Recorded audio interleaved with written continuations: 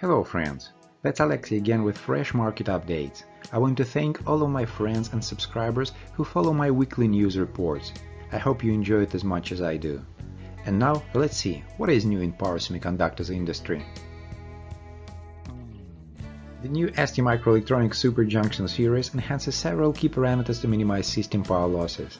It is specially suited to lighting applications based on flyback topology, such as LED drivers, HID lamps, as well as adapters and power supplies for flat panel displays. With the 800-volt STPOWER MDmesh K6 series, ST sets a benchmark for this super junction technology, combining best-in-class performance with ease of use.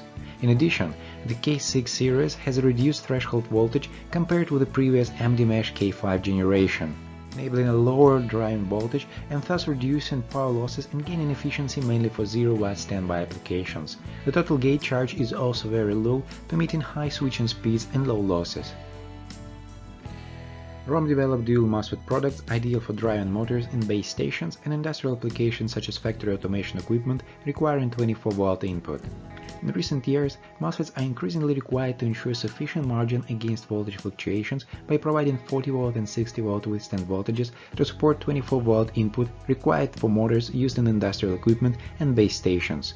Furthermore, MOSFETs are expected to deliver higher speed switching together with lower on resistance to further improve the efficiency and miniaturization of motors. Next, ROHM will continue to expand the lineup to include 100-volt and 150-volt products.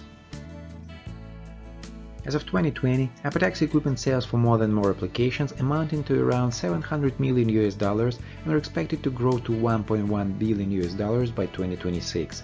However, these figures do not do justice to the vitality and omnipresence of the EPITAXY step in mission-critical applications in market segments such as automotive, consumer, and aerospace and defense. It is further intriguing to realize that these complex EPITAXY equipment systems using HVM are supplied by only very few players, including some not very well known in the mainstream front-end market. With the geopolitical situation evolving and the supply chain ever more fragile, Yolo Development expect the competition between equipment vendors to intensify in the coming years. Find out more in their latest report.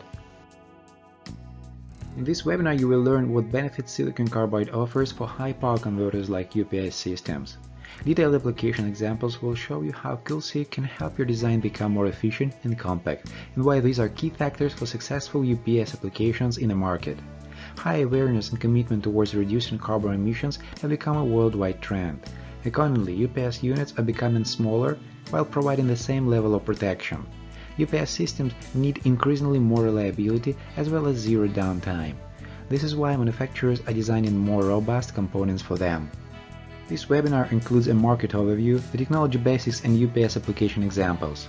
Join in for a dedicated deep dive that will show you how to best utilize the technology benefits of silicon carbide in your UPS system designs.